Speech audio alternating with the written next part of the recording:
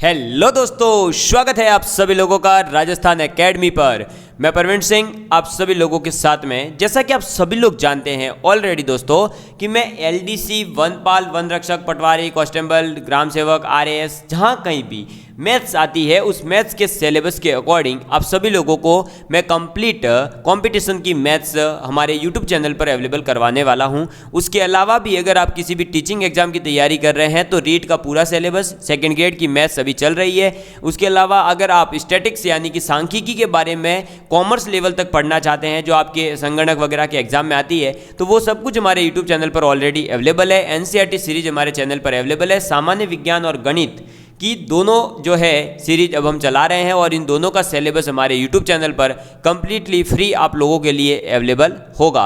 आज हमारी मैथ्स की क्लासेस के अंतर्गत हम बात करने वाले हैं पहले तो जो क्वेश्चन होमवर्क में दिए थे उनकी, और उसके बाद में आगे के सिलेबस के बारे में। ठीक है दोस्तों, चलिए तो फिर आज की क्लास करते हैं शुरू। और दोस्तों हमने, जैसा कि आप सभी लोगों को पता है, हमने सेकंड टॉपिक से स्टार्ट किया था। वैदिक गणित हम बाद में करेंगे। हमने उसके अंदर क्या पढ़ना था, गुणनखंड क्या होते हैं और बहुपद के गुणनखंड और उनकी समीकरण के बारे में पढ़ना था। तो हम लोगों ने गुणनखंड और बहुपद के जो गुणनखंड होते हैं उनके बारे में बहुत अच्छे तरीके से विथ एग्जाम्पल, और आप लोगों का एक मैंने टेस्ट भी ले लिया था जिसके अंदर आपको 7 से 8 क्वेश्चन करवाए थे टाइमिंग के साथ में, और आप सभी लोगों ने वो वीडियो पूरा देख लिया होगा। तो अब हमारे गुणनखंड की प्रैक्टिस भी हो चुकी है। हमने थ्योरी जितनी पढ़नी थी वो पढ़ भी ली है। अब आगे और ज़्यादा प्रैक्टिस आप करिए। बाकी जैसे ही हमारा एक बार सिलेबस कंप्लीट होगा उसके बाद हम वापस से हर एक टॉपिक का रिवीजन भी करेंगे, और हो सकता है कि हम कुछ और भी प्लान करें जिससे कि आप लोगों का रिवीजन भी होता रहे। क्योंकि मैथ्स के अंदर जितनी ज़्यादा प्रैक्टिस करोगे उतना ही ज़्यादा आप लोगों के लिए बेनिफिट होगा और उतना ही ज़्यादा आप लोग मैथ्स को सीख पाएंगे, आप लोगों की अंडरस्टैंडिंग बनेगी और आप लोग मैथ्स से जो है धीरे धीरे मेरी तरह प्यार करने लगोगे। जब पढ़ोगे तो एकदम मन में ना पढ़ने का मजा ही कुछ और आ रहा होगा। आप फील कर रहे होंगे कि इधर से गुणनखंड इधर गया, इधर से गुणनखंड इधर गया। ठीक है, तो अब हम गुणनखंड टॉपिक को यहाँ करते हैं समाप्त, और हमारा आज एक न्यू टॉपिक स्टार्ट करते हैं। और न्यू टॉपिक है दोस्तों हमारा क्या, कि दो चरों वाले रेखिक समीकरण। इस टॉपिक को हम पढ़ने वाले हैं। किस टॉपिक को? इस टॉपिक को। दो चरों वाले जो रेखिक समीकरण होते हैं उनके बारे में, और इनसे आप लोगों के लास्ट ईयर एलडीसी 2018 में क्वेश्चन पूछा गया है। तो अगर आप लोग चाहते हैं कि हम आप लोगों के लिए एलडीसी 2018 के जो चारों शिफ्ट के पेपर थे, 12 अगस्त, फिर आपका 16 और 9 सितंबर वाला, और एक 20 अगस्त या 19 अगस्त का है, उन चारों पेपर्स को आप लोगों के लिए यूट्यूब पर अवेलेबल करवाया जाए कंप्लीट सॉल्यूशन के साथ, तो आप कमेंट ज़रूर करिएगा। अब दो चरों वाले रेखिक समीकरण जो है इस टॉपिक को अपन पढ़ने जा रहे हैं। तो आप सबसे पहले इस टॉपिक को अपनी कॉपी के अंदर हेडलाइन बना करके लिख लीजिए। चलिए अब बात करते हैं आगे। अब हम बात कर लेते हैं पहले जो हमारे होमवर्क में 2 क्वेश्चन दिए गए थे उनकी, और उन क्वेश्चंस को कैसे सॉल्व करना था ये भी मैं आप लोगों को अब बता दूंगा। ठीक है, क्वेश्चन क्या था पहला देखिए कि A4 minus 13A² B² plus 36B⁴ का एक गुणनखंड होगा। ये आप लोगों को मैंने होमवर्क के अंदर क्वेश्चन दिया था। जिस भी स्टूडेंट ने इसको ट्राई किया है बहुत बढ़िया। कुछ स्टूडेंट्स ने मुझे आंसर भेजा था, कुछ ने नहीं भेजा। तो मैं सबसे रिक्वेस्ट करूंगा कि होमवर्क में जो क्वेश्चन दिए जा रहे हैं उनको आप ज़रूर से अटेंड करें और इसका आंसर बताइए जल्दी से क्या होगा। तो दोस्तों अब मैं आप लोगों को सॉल्यूशन करवा रहा हूँ, और जिस भी स्टूडेंट ने किया था वो चेक कर लेना कि कैसे करते हैं। तो देखिए हम सबसे पहले क्वेश्चन लिख लेंगे A4 minus 13A² B² plus 36B⁴। ठीक है, ये क्वेश्चन था। इसको हम लिख सकते हैं A4 माइनस 9A² B² और माइनस इसको लिख देंगे 4A² B² प्लस 36 b की पावर 4। ठीक है, अब सर ये हमारे दिमाग में कैसे आएगा? तो ये आपके दिमाग में कैसे आता कि देखो भाई 13 को मैंने पहले भी बताया है कि पीछे की संख्या को आप चेक करो। इसको क्या लिख सकता हूँ मैं? 9 इंटू 4, 4 इंटू 9, या फिर 12 इंटू 3 या 3 इंटू 12, उसमें से चेक कर लेते तो आपको पता चल जाता कि 9 और 4 ही ऐसे पेयर है जिनको ऐड करने पर 14 आ सकता था। ठीक है, तो मैंने इसलिए 9 और 4 ले लिया। फिर अब यहाँ क्या करेंगे आप? तो इसके अंदर देखिए, यहाँ से जैसे ही ए स्क्वायर कॉमन लेंगे तो क्या बनेगा? ए स्क्वायर माइनस 9b स्क्वायर, और यहाँ पर आप कॉमन ले लेंगे 4b स्क्वायर, तो क्या आ जाएगा? A square minus 9b square आ जाएगा। A square minus 9b square, A square minus 9b square common है तो इसको बाहर निकालो, ये आ गया बाहर, और ये हो जाएगा A square minus 4b square. अब ये क्या है? ए स्क्वायर माइनस बी स्क्वायर, तो आप क्या लिख सकते हो? ए प्लस 3b गुणा ए माइनस 3b, और ऐसे ही ये भी क्या है? ए स्क्वायर माइनस बी स्क्वायर, तो इसको भी लिखोगे ए प्लस बी इंटू ए माइनस बी, तो ए प्लस 2b गुणा a माइनस 2b लिख सकते हो या नहीं? लिख सकते हैं। तो अब इसमें से चारों में से जो भी आपके ऑप्शन में दिख रहा हो वो आप टिक कर देंगे। तो a प्लस 3b कहीं नहीं है, a माइनस 3b कहीं नहीं है, a प्लस 2b कहीं नहीं है, a माइनस 2b ये रहा फैक्टर, और ऑप्शन में ये रहा। तो ऑप्शन नंबर ए इसका राइट आंसर है। इसके 4 फैक्टर कौन कौन से थे? a प्लस 3b, दूसरा फैक्टर था a माइनस 3b, तीसरा फैक्टर था a प्लस 2b, और चौथा फैक्टर था a माइनस 2b। ठीक है, समझ में आ गई बात? चलिए आगे बढ़ते हैं नेक्स्ट क्वेश्चन की और। नेक्स्ट क्वेश्चन हमारा आ जाएगा दोस्तों क्या? तो नेक्स्ट क्वेश्चन था कि यदि एक्स स्क्वायर प्लस के एक्स प्लस 12 का एक गुणनखंड x प्लस 3 हो तो k का मान बताओ। आप लोग भी इसका आंसर, जिसने नहीं किया था अभी कर रहा है, तो वो भी कमेंट करके बता सकता है कि इसका आंसर क्या होगा। जल्दी से जल्दी कमेंट करके बताइए, मैं फिर आपको इसका करवा देता हूँ आगे, नहीं तो सॉल्यूशन। ट्राई मारिए, इसको करने की कोशिश करिए। तो दोस्तों देखिए, इसके अंदर क्या है कि x प्लस 3 अगर इसका गुणनखंड है, तो मैंने आपको बोला था कि गुणनखंड के इक्वल पहले 0 रखो, फिर आप x की वैल्यू निकालो, कितनी आ रही है? -3। ये जो -3 है ये इस इक्वेशन को सेटिस्फाई करेगा। किस इक्वेशन को? तो इस इक्वेशन को, एक्स स्क्वायर प्लस के एक्स प्लस 12 जो है इसको ये सेटिस्फाई करेगा। और सेटिस्फाई करेगा मतलब इसके अंदर पुट करते ही इसकी वैल्यू कितनी आनी चाहिए? 0 आनी चाहिए। समझ में आ गई बात? तो हमने इसके अंदर इसको पुट कर देंगे, यानी -3 का स्क्वायर प्लस के गुणा -3 प्लस 12 पुट कर दिया, इक्वल टू में 0 लेकर चलेंगे आप। ठीक है भाई, 0 आना चाहिए ना, सेटिस्फाई करेगा ही, इसका गुणनखंड है। तो अब इसको सॉल्व करोगे तो ये हो जाएगा 9 माइनस 3k प्लस 12 बराबर में 0।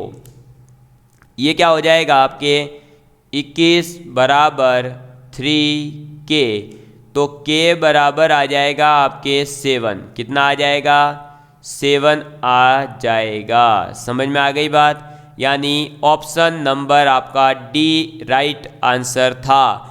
तो जिसका भी k की वैल्यू 7 आ रही थी उन सभी स्टूडेंट्स का ये क्वेश्चन सही है। चाहे आपने मुझे सॉल्यूशन भेजा हो, नहीं भी भेजा है तो कोई दिक्कत नहीं है, आपने खुद ने सॉल्व किया है वो बहुत ज़्यादा इम्पोर्टेंट है, मुझे भेजना कोई ज़्यादा इम्पोर्टेंट नहीं है। बस आप सॉल्व करिए और इसका आंसर चेक करिए कि आपका सही आ रहा है या नहीं। क्योंकि सही आ रहा है तो समझ लीजिए कि आपको समझ में आया है, और अगर आपको समझ में नहीं आ रहा है तो फिर आपको क्या करना पड़ेगा, उस वीडियो को वापस जा कर के 2-3 बार देखिए, जितने भी लेक्चर्स हुए 3-4 लेक्चर्स, और उनको वापस से जो जो क्वेश्चंस करवाए उनको ट्राई करिए और समझिए कि आखिर गलती आप कहाँ कर रहे थे। ठीक है, समझ में आ गई बात? क्लियर है? चलिए अब बढ़ते हैं हम आगे की ओर।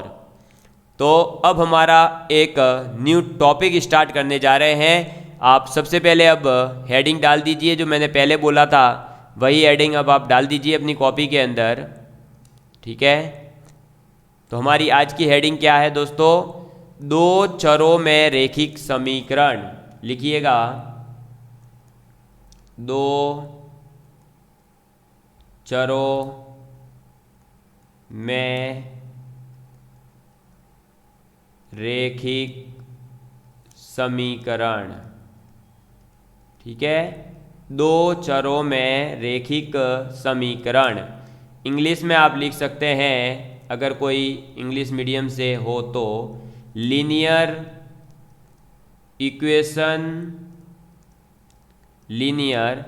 इक्वेशंस इन टू वेरिएबल।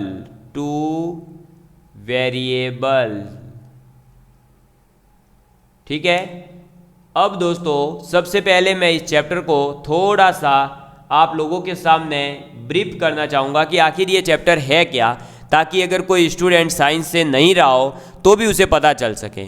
देखो, सबसे पहले इसमें मीनिंग आ रहा है लीनियर इक्वेशन। तो लीनियर इक्वेशन का मतलब है कि इसके अंदर जो भी आपका x हो, y हो, z हो, ABCD हो, PYQ हो, कोई भी ऐसा जो टर्म लिखा हुआ होगा कांस्टेंट के अलावा, उसकी पावर हमेशा कितनी होगी? एक होगी। ठीक है, तो लीनियर का मतलब है उसकी पावर कितनी होनी चाहिए दोस्तों? एक। समझ में आ गई बात? पावर कितनी होनी चाहिए? एक।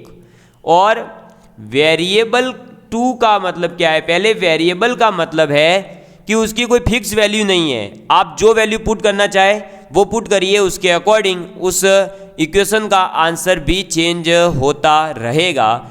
जो चीज़ चेंज होती रहती है उसे हम कहते हैं वेरिएबल। समझ में आ गई बात? क्लियर है? और दो वेरिएबल का मतलब है कि जो आपके पास इक्वेशन दे रखी होगी, उस इक्वेशन के अंदर एक्स वाई है, ABC है, इस प्रकार के जो वेरिएबल्स होते हैं वो दो दे रखे होंगे। या तो दे रखा होगा AB, या दे रखा होगा XY, या दे रखा होगा PQ, या दे रखा होगा PY, या दे रखा होगा WZ। इस टाइप से दो वेरिएबल्स आपको इक्वेशन के अंदर देखने को मिलेंगे। समझ में आ गई बात? क्लियर है? तो लीनियर क्या है? पावर एक होनी चाहिए। टू वेरिएबल्स का मतलब उसके अंदर दो जो है अननोन वेरिएबल्स, आपके अननोन वैल्यूज़ होनी चाहिए, XY है, ABC है, इस प्रकार से। क्लियर है? चलो अब मैं आप लोगों को सबसे पहले एक लीनियर इक्वेशन लिखवा रहा हूँ। वो आप याद रखेंगे कि समीकरण किस प्रकार की दिखती होगी। तो जो रैखिक समीकरण है वो इस प्रकार की दिखती है, AX plus BY plus C बराबर 0। ठीक है, ऐसी आपको दिखेगी, जिसके अंदर आपका A, आपका B, आपका C, ये तीनों जो है क्या होंगे? तो वास्तविक संख्याएं होगी, यानी कि रियल नंबर्स होंगे। क्या होंगे? Real numbers. रियल नंबर का मतलब है गिनती होगी आपकी 1 2 3 4 5 6 7 8 9 इनमें से। ठीक है, ये कैसी संख्याएं हैं? वास्तविक संख्याएं हैं, जिसमें आप 1 2 3 4 5 6 7 8 माइनस वाले भी ले सकते हैं और पॉजिटिव वाले भी नंबर ले सकते हो। ठीक है, और कंडीशन ये होगी कि x एंड y इन दोनों में से कोई भी 0 के इक्वल नहीं होगा, क्योंकि अगर x या y इन दोनों में से कोई एक भी 0 हो गया तो सीधा सा मतलब ये है कि ये जो समीकरण दे रखी है वो समीकरण रैखिक नहीं, रैखिक तो है लेकिन दो वेरिएबल के अंदर नहीं है। क्योंकि जैसे ही आप सपोज करिए ये टर्म हटा देंगे तो ये तो लीनियर इक्वेशन तो बनेगी, लेकिन वन वेरिएबल की। ठीक है, इसके अंदर जो वेरिएबल है वो ये है, ये आपके x और ये जो y है, ये दोनों क्या है आपके? तो ये दोनों आपके हैं चर राशियां, कैसी राशियां? चर राशियां। समझ में आ गई बात, यानी वेरिएबल क्वांटिटीज हैं ये चेंज होगी, इनको ही आपको फाइंड आउट करना होगा जो अलग अलग इक्वेशंस दी जाएगी ना उनके अंदर। क्लियर है बात, समझ में आ गई बात। तो x और y है आपकी चर राशियां, ए बी सी जो है वो आपकी वास्तविक संख्या है जिनकी वैल्यू होगी कुछ 1 2 3 4 5 6 ऐसी कुछ, ठीक है। और एक्स वाई जो है वो कभी भी जीरो के इक्वल नहीं हो सकते, दोनों में से एक भी अगर जीरो हो जाता है तो फिर वो रेखिक समीकरण दो वेरिएबल में न रह करके केवल एक वेरिएबल में बन जाती है, इसलिए समझ में आ गई बात, क्लियर है। तो अब हम बात करते हैं आगे कुछ इम्पोर्टेंट चीज़ों की। तो आप लोग जो है पहले इसको थोड़ा सा मैं शिफ्ट कर देता हूँ नीचे, ये इसके साथ मिक्स हो रहा है तो ठीक है, ये लो। अब मेरे हिसाब से एकदम परफेक्ट हो गया होगा, ऊपर इंट्रोडक्शन हो गया और ये नीचे आ गया। अब हम बात कर लेते हैं और आगे इम्पोर्टेंट पॉइंट की। तो आपका पॉइंट आप लिखेंगे कि आपके पास में सपोज करिए दो लीनियर इक्वेशन है टू वेरिएबल्स के अंदर, ठीक है। एक है a1x plus b1y plus c1 is equal to 0, ये एक हो गई। तथा दूसरी आपके पास में है a2x plus b2y plus c2 बराबर 0, क्लियर है। तो ये दो लाइन आपके पास में दो वेरिएबल के अंदर, दो चर राशियों के अंदर दो ये रेखिक समीकरण अलग अलग हमने ले ली। अब ये जो दो रेखिक समीकरण दी गई है इनके अंदर ये पूछा जाता है कि इनके अनंत हल होंगे, इनका कोई हल नहीं होगा, इनका एक अद्वितीय हल होगा, तो इनकी क्या क्या कंडीशंस है। तो वो मैं कंडीशंस आप लोगों को लिखवा रहा हूँ क्योंकि इससे ऐसा ही क्वेश्चन पूछा गया है प्रीवियस ईयर में। तो पहला आप लिखेंगे कि इन दोनों का कोई हल नहीं है, कोई हल नहीं होने की शर्त, ठीक है। तो क्या कंडीशन होगी कि इन दोनों का कोई भी हल आपको नहीं मिलेगा। तो इसकी कंडीशन ये होगी कि अगर आपका a1 अपॉन a2, इसको आप ऐसा करिए दूसरे पेन से लिखिए तो बहुत अच्छा लगेगा और याद भी आपको इसी को करना है, तो इसी को सही से लिखें। तो आपकी कंडीशन क्या होगी कि a1 upon a2 is equal to b1 upon b2 और not equal to c1 upon c2। समझ में आ गई बात, ये शर्त होगी। तो कोई भी हल नहीं हो, दो इक्वेशंस है, उन दोनों इक्वेशंस का कोई हल नहीं होगा, उसकी कंडीशन ये रहेगी कि उनके x के कोफिशिएंट, y के कोफिशिएंट और कांस्टेंट यानी a1 upon a2, b1 b2 और c1 c2, इन तीनों का जो आप रेशियो निकालोगे, अनुपात निकालोगे, तो a1 अपॉन a2 तो बराबर आना चाहिए b1 अपॉन b2 के, लेकिन b1 अपॉन b2 जो है वो c1 अपॉन c2 के और a1 अपॉन a2 के इक्वल नहीं होना चाहिए। समझ में आ गई बात, क्लियर है। चलो इसको क्वेश्चन से वैसे और समझेंगे, लेकिन इसी पर आपके प्रीवियस ईयर में एक क्वेश्चन आया है 2018 के 12 अगस्त की शिफ्ट में, इससे क्वेश्चन आया हुआ है, ठीक है। दूसरा आप लिखेंगे कंडीशन, इन दोनों इक्वेशंस का एक अद्वितीय, और अद्वितीय का मतलब होता है यूनिक, ठीक है। कैसा? यूनिक, यानी एक ही सॉल्यूशन होगा, ओनली एंड ओनली। तो यूनिक हल होने की शर्त, यूनिक हल होने की शर्त क्या है? तो यूनिक हल होने की शर्त ये है दोस्तों आप लोगों के कि a1 और a2 का रेशियो जो आएगा वो रेशियो B1 और B2 के इक्वल नहीं होना चाहिए। समझ में आ गई बात? क्लियर है? ठीक है। A1 और A2 का जो रेशियो आएगा वो आपके इक्वल नहीं होना चाहिए। C1 C2 इक्वल हो भी सकते हैं, नहीं भी हो सकते, उसका कुछ भी आपको लेना देना नहीं रखना है। केवल ये याद रखना है कि A1 upon A2 B1 upon B2 का जो है हल आप निकालोगे तो इसका जो रेशियो आएगा वो कभी बराबर नहीं होना चाहिए। अब इनके देखो ये जो है ना, इनकी अलग अलग ज्योमेट्रिक मीन भी है, मैं अभी बता रहा हूँ ज्योमेट्रिक मीनिंग भी।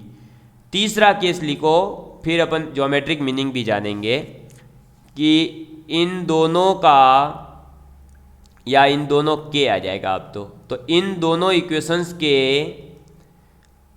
अनंत, अनंत का मतलब है इनफाइनाइट हल होंगे या होने की शर्त। तो इनफाइनाइट हल होने की शर्त क्या हो जाएगी दोस्तों? इनफाइनाइट हल होने की शर्त हो जाएगी आपके जो A1 अपॉन A2 इक्वल हो जाएगा B1 अपॉन B2 के, इक्वल हो जाएगा C1 अपॉन C2 के। समझ में आई बात? क्लियर है आप लोगों के? तो अगर आपके देखो कैसे याद रखोगे, कोई हल नहीं है तो A1 अपॉन A2 इक्वल होना चाहिए B1 B2 के, लेकिन C1 C2 के इक्वल नहीं होना चाहिए। इनका एक अद्वितीय यूनिक हल अगर होगा तो उसकी कंडीशन रहेगी कि A1 upon A2 not equal to होना चाहिए B1 अपॉन B2 के। अगर इन दोनों के इनफाइनाइट हल है, अनंत हल है, तो आपके A1 अपॉन A2 इक्वल होगा B1 अपॉन B2 के, इक्वल होगा C1 अपॉन C2 के। समझ में आ गई बात? अब इनके हम ज्योमेट्रिकल मीनिंग क्या है वो भी जान लेते हैं। तो इनके ज्योमेट्रिकल मीनिंग की अगर बात की जाए दोस्तों, तो ज्योमेट्रिकल मीनिंग जो है वो ये है कि कोई हल नहीं है। इसका मतलब है कि ये दोनों लाइनें जो होगी ना आपकी, वो दोनों लाइनें पैरेलल होगी, समांतर होगी। ये दोनों लाइन जो आप खींचोगे, देखिए मैं यहाँ पर दोनों लाइनें खींच रहा हूँ, तो ये जो दोनों लाइनें होगी आपके वो एक दूसरे के पैरेलल होगी, समांतर होगी। ये ऐसे, ये एक लाइन है और एक लाइन आपके ऐसे हो जाएगी। तो अगर कोई भी दो लाइनें समांतर है तो बताइए कि ये कभी भी एक दूसरे को कट करेगी? नहीं कट करती है। और यहाँ जो हम बात कर रहे हैं ना कि इनके हल, तो इन दोनों समीकरण के हल का मतलब ही ये है कि ये दोनों समीकरण की लाइनें कहीं न कहीं जाकर दोनों एक दूसरे को कट करें। जहाँ कट करेगी उस कट किए हुए पॉइंट को ही हम इन दोनों इक्वेशंस का हल कह रहे हैं। तो अगर पैरेलल है दोनों लाइनें तो कभी भी एक दूसरे को कट कर सकती है क्या? नहीं कर सकती। और जब दो लाइनें पैरेलल है, एक दूसरे को कट नहीं कर रही है, तो उनका कोई हल भी नहीं निकलेगा, ऑब्वियस सी बात है। और जब उनका कोई हल नहीं निकल रहा है तो वो दोनों क्या है? पैरेलल है। क्योंकि ऐसा उल्टा भी पूछा जाता है कि दो लाइनें हैं, अगर उनके कोई हल नहीं पॉसिबल, उनका कोई हल नहीं हो सकता, तो बताइए वे लाइनें एक दूसरे को कट करेगी, एक दूसरे के समांतर है, एक दूसरे के समकोण पर बनी हुई है, या एक दूसरे के समपाती है? तो आप क्या कहोगे? दोनों एक दूसरे के समांतर है। ठीक है, मैं यहाँ लिख देता हूँ कि यहाँ पर क्या होगा? समांतर रेखा। ठीक है, क्या होगी? समानांतर। क्लियर है? समझ में आ गई बात? ठीक है। और आगे यूनिक सॉल्यूशन कब होगा? जब आपके दो लाइनें एक दूसरे को कट करेगी। अनंत हल कब होंगे? जब एक के ऊपर ही दूसरी लाइन आ जाएगी। समझ में आ गई बात? क्लियर है? तो ये लाइनों के 3 टाइप्स पॉसिबल हैं जो मैंने आप लोगों के साथ में आज डिस्कस कर दिए। ठीक है दोस्तों, अब हम मिलेंगे अगली वीडियो के अंदर, तब तक के लिए bye bye, love you all of you, take care, please share with your friends.